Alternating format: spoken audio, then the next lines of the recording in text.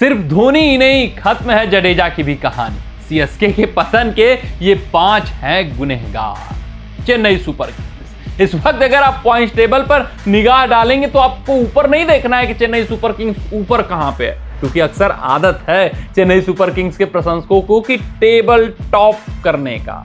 लेकिन इस बार हालात, वक्त, जज्बात, तकदीर, तस्वीर सब कुछ पलटी मार चुकी है और चेन्नई सुपर किंग्स आईपीएल 2025 के 4 मुकाबले खेलने के बाद 9वें पायदान पर अपने आप को पा रही है। हाँ यार, ये अपने आप में बड़ी अपडेट है। चेन्नई सुपर किंग्स 4 मुकाबले आईपीएल 2025 में खेली है, 1 में जीत प्राप्त हुआ है। पहले मुकाबले में लगातार 3 मुकाबले वो हार चुके हैं और वो अपने आप को इस वक्त पॉइंट टेबल में 9वें पायदान पर पा रहे हैं।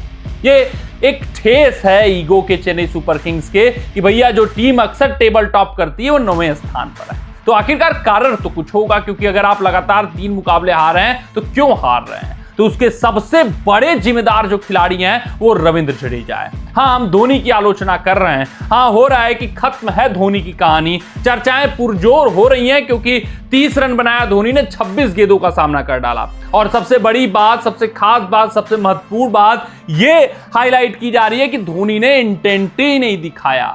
तो भैया इंटेंट कब दिखाते धोनी? जब मुकाबला सीएसके जीत रही होती, मुकाबले में सीएसके रही होती है। मुकाबले में सीएसके काफी पहले ही बाहर हो चुकी थी। हाँ, धोनी को इंटेंट दिखाना चाहिए था, लेकिन उम्र तो देखो उस खिलाड़ी की 43 वर्ष की है।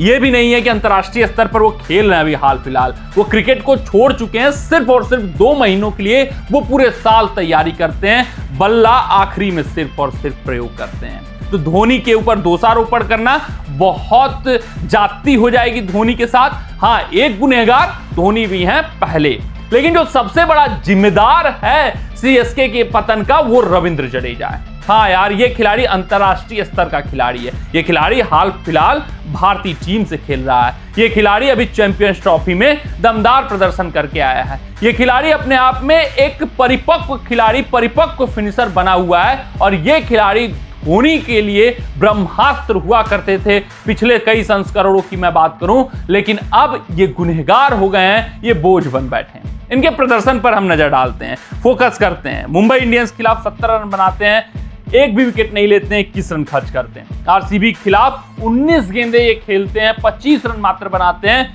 फिनिशिंग टच देने के लिए आए रहते हैं और ये जो 19 गेंद खेलते हैं वहीं चेन्नई सुपर किंग्स मुकाबला हारती है और 37 रन खर्च करते हैं, 1 भी विकेट नहीं लेते हैं। आरआर के खिलाफ अगर हम बात करें तो 32 रन बनाते हैं, 22 गेंदें खाते हैं। ये जो आप 32-22 देख रहे हो, थोड़ा 100 के ऊपर स्ट्राइक रेट देख रहे हो, वो आखिरी 1-2 गेंदें हैं जहां पर वो छक्का लगा देते हैं, थोड़ा सा इंटेंट दिखा देते हैं, लेकिन उससे पहले की ये जो गेंदें खेलते रहते हैं वो 100 के स्ट्राइक रेट से खेल रहे होते हैं। तो आप समझ सकते हैं मुकाबले में कितना पीछे सीएसके को कर देते हैं। 2 ओवरों में 10 रन खर्च करते हैं, 1 विकेट। फिर डीसी के खिलाफ 2 रन बनाते हैं मात्र, यहाँ पर कुलदीप यादव का शिकार बनते हैं और 2 ओवरों में 19 रन खर्च करते हैं। यानी कप्तान ऋतुराज गायकवाड़ इनकी गेंदबाजी से भी हो बैठे हैं। आप देख सकते हैं 2-2 ओवर कर रहे हैं। फिर उसके बाद बल्लेबाजी तो बहुत बेकार, बहुत भयावह हो रही है। फिनिशिंग टच ये देने आते हैं, लेकिन फिनिशिंग टच देने की कोई काबिलियत नहीं रह गई है। ऐसा लग रहा है कि रविंद्र जडेजा चौके और छक्के मारना भूल चुके हैं। अभी धोनी की चर्चा हो रही है, खत्म है कहानी, लेकिन असली कहानी और असली गुनहगार अगर सीएसके के पतन का कोई है तो वो रविंद्र जडेजा है यार। इनकी कहानी खत्म होती हुई नजर आ रही है। विजय शंकर ये तीसरे खिलाड़ी हैं। इस बार ऑक्शन टेबल पर चूक हुई है। इस बार पुराने घोड़ों पर दांव खेला गया जो विफल हैं आईपीएल के मंच पर। इसमें से विजय शंकर एक है। विजय शंकर ने किसी भी फ्रेंचाइजी के लिए बहुत प्रभावित नहीं किया है। हाँ, 1 साल ऐसा आया था गुजरात टाइटंस के लिए कुछ अच्छा खासा क्रिकेट खेले थे यार, लेकिन गुजरात टाइटंस की अहमदाबाद वाली पिच अलग है और चेपॉक मैदान की पिच अलग है। यहाँ पर शंकर फंसेंगे, यहाँ पर उनको बहुत दुविधा होने वाली है। स्ट्राइक रेट इनका कॉज ऑफ कंसर्न होने वाला है और आज के मुकाबले में कहेंगे आप यार लड़ाई तो शंकर ने खूब लड़ी, लेकिन भैया इंटेंट रहा ही नहीं उनकी किसी पारी में। जूझे ये सिर्फ और सिर्फ 69 रन बनाने में, 54 गेंद लिए, 127 का स्ट्राइक रेट रहा। ये जूझे, ये संघर्ष किए अपनी बल्लेबाजी के लिए। वहीं अगर हम बात करें चौथे गुनहगार खिलाड़ी की तो दीपक हुड्डा है यार। ये जो फेलियर हैं आईपीएल के मंच के, उनको इस बार ठूसा गया है बतौर भारतीय बल्लेबाज की बात करें और यहीं पर फेलियर हुई है चेन्नई सुपर किंग्स, यहीं पर वो पीछे गए हैं, बैकफुट पे हैं। दीपक हुड्डा फेलियर हैं आईपीएल के, कई संस्करणों से इनका बल्ला शांत है। लखनऊ सुपर जायंट्स धो रही थी, छोड़ी है, तो सीएसके अब ढूंढना शुरू की है। वैसे ही अगर हम पांचवें गुनहगार की बात करें तो राहुल त्रिपाठी है। सनराइजर हैदराबाद ने ढोया, ये फेल हो चुके हैं अब आईपीएल के मंच पे, 1-2 संस्करण चले, फिर अब इनकी खत्म है कहानी।